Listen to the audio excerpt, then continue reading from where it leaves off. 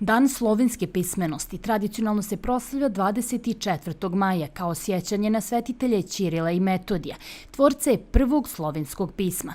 Dan slovenske pismenosti je jedan od rijetkih praznika koji je istovremeno i crkveni i svjetovni.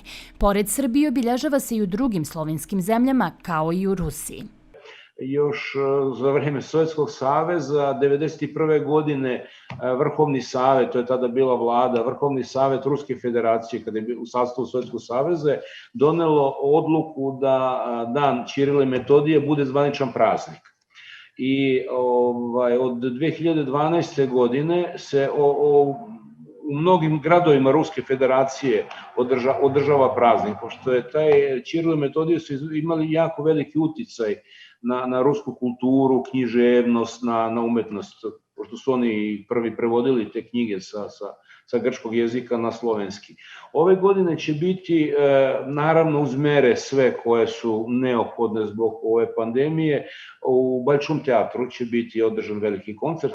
Domaći lingvisti nas posljednjih godina upozoravaju da se srpski jezik našao pred sve većom najezdom engleskog i da je ugrožen do mjere da mu prijeti izumiranje, ako se nastavi ovakva praksa. Zemlja od koje bi se mnogo toga imalo naučiti je definitivno Rusija, koja ponosno čuva svoj jezik i pismo, iako i oni u posljednje vrijeme biju boj za opstanak. Kao i u našem jeziku imaju mnogo stranih reči u posljednje vrijeme, naročito omladina, i mnogo se bore sa jezikom, ali moram da kažem jednu stvar. Ja sam ovdje 31 godinu. Rusi su narod koji mnogo čita, još uvek.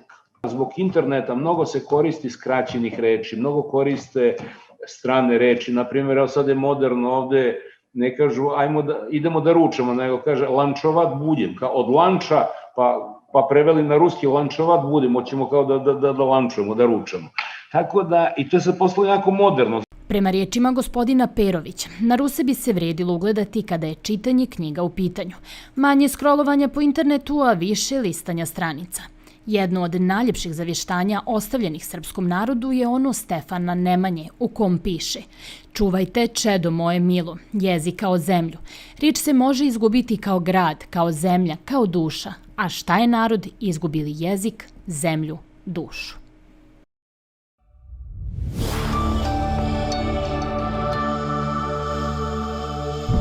Za nove sadržaje na našem YouTube kanalu kliknite subscribe.